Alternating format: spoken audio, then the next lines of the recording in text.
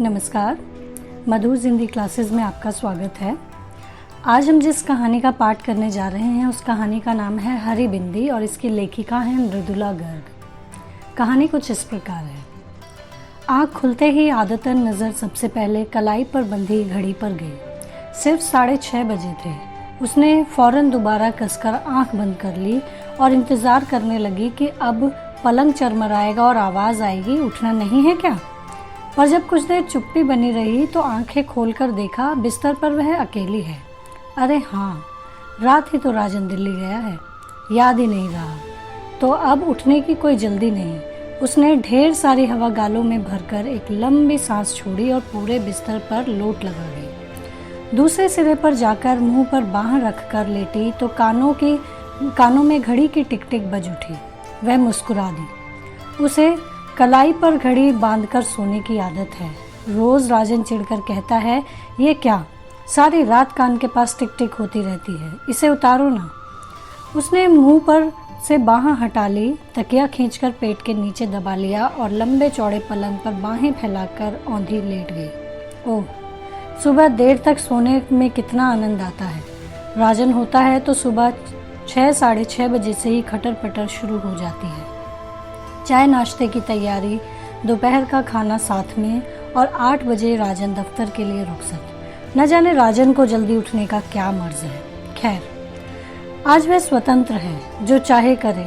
उसने शरीर को ढीला छोड़ दिया और दोबारा सोने की तैयारी करने लगी। फिर आँख खुली तो 8:30 बज चुके थे। उसने एक प्याला चाय बनाई और खिड़की का पर्दा हटाकर बाहर झांकने लगी। दूर तक धुंध छाई थी। आज ज़रूर बरसात होगी, उसने सोचा। उसे धुंध बहुत भली लगती है। जब मालूम नहीं पड़ता वहाँ कुछ दूर पर क्या है तो अनायास आशा होने लगती है कि कोई अनुपम और मोहक वस्तु होगी। मैं भी खूब हूँ, उसने मुस्कुराकर सोचा। मुझे धुंध में खुलापन लगता है और सूर्य के प्रकाश में घुटन। चाय पीकर गर्म पानी से देर तक नहाया जाए, उसने सोचा और बाल्टी भरने लगी।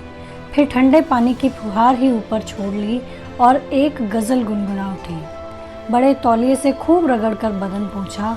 आज एक अद्भुत स्फूर्ति और उत्साह का अनुभव हो रहा है। नीले रंग का कुर्ता और चूड़ीदार पजामा, तो नीले रंग की बिंदी माथे पर लगाने को हाथ बढ़ गया। फिर न जाने क्या सोचकर उसे छोड़ दिया और बड़ी सी हरी बिंदी लगा ली। राजन होता तो कहता, नीले पर हरा, क्या तुक है। उसने दर्पण में दिख रही अपनी प्रतिछाया को जबान निकालकर चिढ़ा दिया। कहा, तुक कि क्या तुक है, और खिलखिलाकर हंस पड़ी। दराज खोली तो नज़र चांदी की बाली पर पड़ गई। उठाकर कानों में लटका ली। विवाह के बाद से पहननी छोड़ दी थी। नकली है ना, और ज़रूरत से ज़्यादा बड़ी, राजन कहता है। एक पुराना बैग हाथ में ले झपटकर बाहर निकल आई। बरामदे में मुंडू बैठा आराम से सिगरेट फूंक रहा था राजन की। उसे देखते ही हथेली में छिपा ली। बड़ी संजीदगी से बोला, खाना क्या बनाऊं? कुछ नहीं, उसने कहा। नहीं खाएंगे, तुम्हारी छुट्टी। मुंडू की घबराई सूरत देख वह हंस पड़ी और बोली, मेरा मतलब, जो तुम्हें अच्छा लगे बना लो, तुम्हें ही खाना है, चाहे खाओ चाहे छुट्टी बनाओ। बिना यह चिंता किए कि ठीक कहाँ जाएगी या क्या करेगी, वह सड़क पर कुछ दूर चलती चली गई। बस इतना जानती है कि आज का दिन यूं ही नहीं जाने देगी। कुछ तय करने से पहले बारिश शुरू हो गई। उसने कुछ दूर भागकर टैक्सी को आवाज़ लगाई और भीतर घुसकर सोचने लगी, जब टैक्सी ली है तो कहीं ना कहीं जाने को कहना पड़ेगा। जहांगीर आर्ट गैलरी, उसने जो सबसे पहले मुंह में आया कह दिया। गैलरी में किसी आधुनिक चित्रकार की प्रदर्शनी हो रही थी। विशेष कुछ समझ में नहीं आया, पर आनंद अवश्य आया। आज कुछ भी करने में आनंद आ रहा है। एक चित्र के आगे वह काफ़ी देर तक खड़ी रही। देखा, पूरे कैनवास पर रंग बिरंगी रेखाएं इधर उधर दौड़ती चली जा रही हैं। अरे, उसने सोचा, यह तो बिल्कुल मेरे कुर्ते की तरह है। वह जोर से हंस पड़ी, इतनी जोर से कि पास खड़ा एक दड़ियल उसे घूरने लगा। कहीं यही तो चित्रकार नहीं है, बेचारा। जरूर चित्र अत्यंत त्रासद रहा होगा। उसने चेहरा गंभीर बनाया और दड़ियल के पास जाकर विनम्रता से कहा, सॉरी, और बाहर निकल आई। बाहर आकर ख्याल आया, हो सकता है वह कलाकार ना हो, उद्योगपति हो।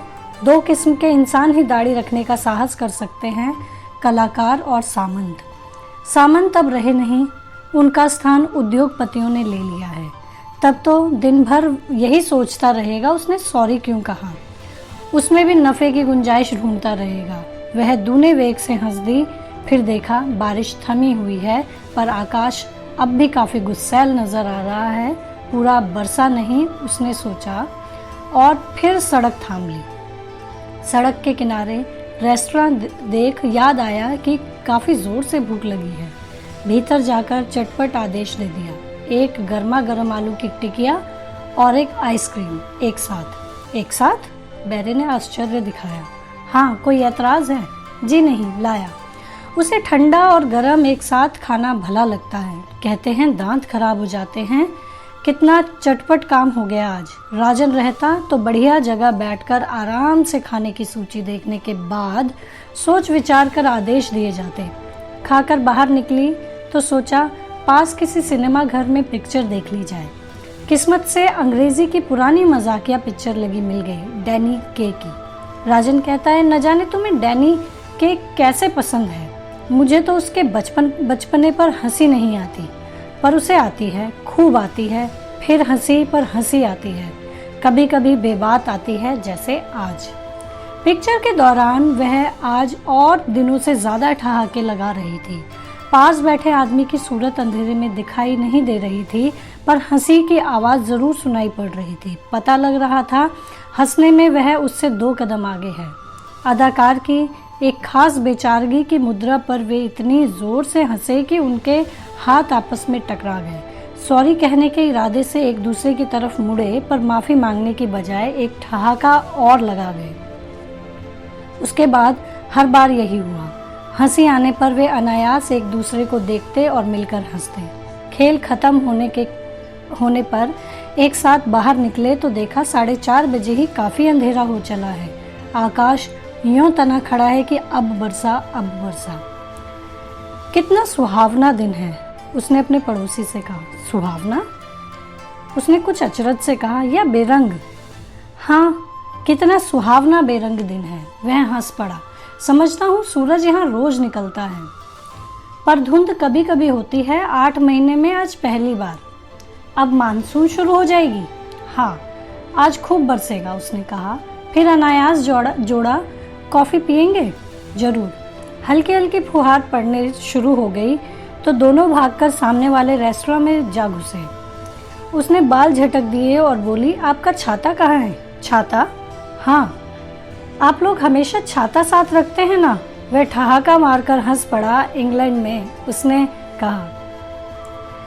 कॉफ़ी मंगाकर दोनों सामने काले पड़ाए समुद्र को देखते अपने अपने ख्यालों में खो गए।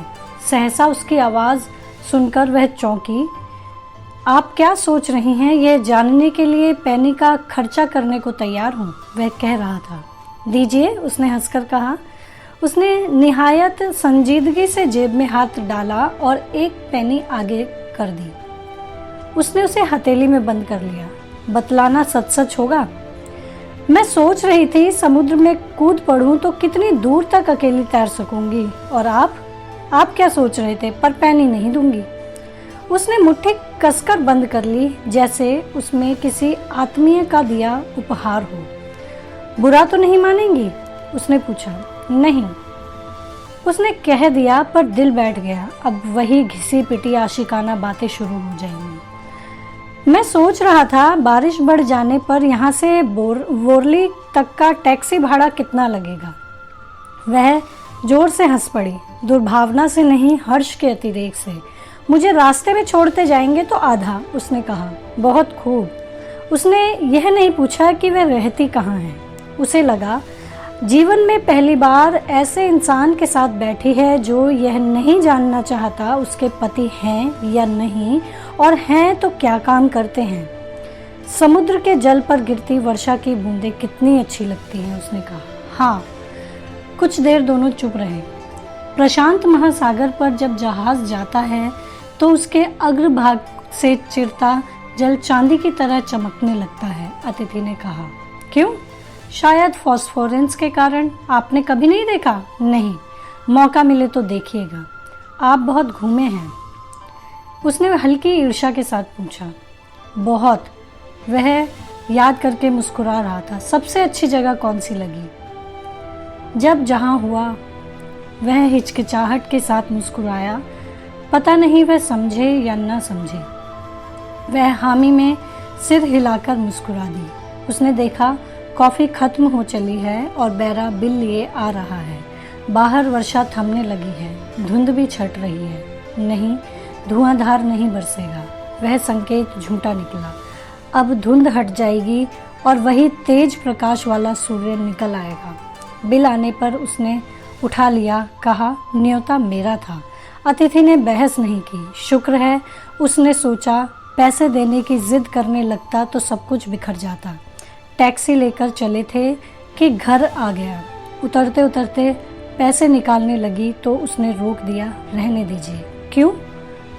उसके माथे पर शिकन पड़ गई। आज का दिन मेरे लिए काफ़ी कीमती रहा है। कैसे? मैंने आज से पहले किसी को हरी बिंदी लगाए नहीं देखा है, उसने स्निग्ध स्वर में कहा। वह जरा ठिठकी कि टैक्सी चल दी। कुछ दूर जाकर आंखों से ओझल हो गई। कहानी समाप्त।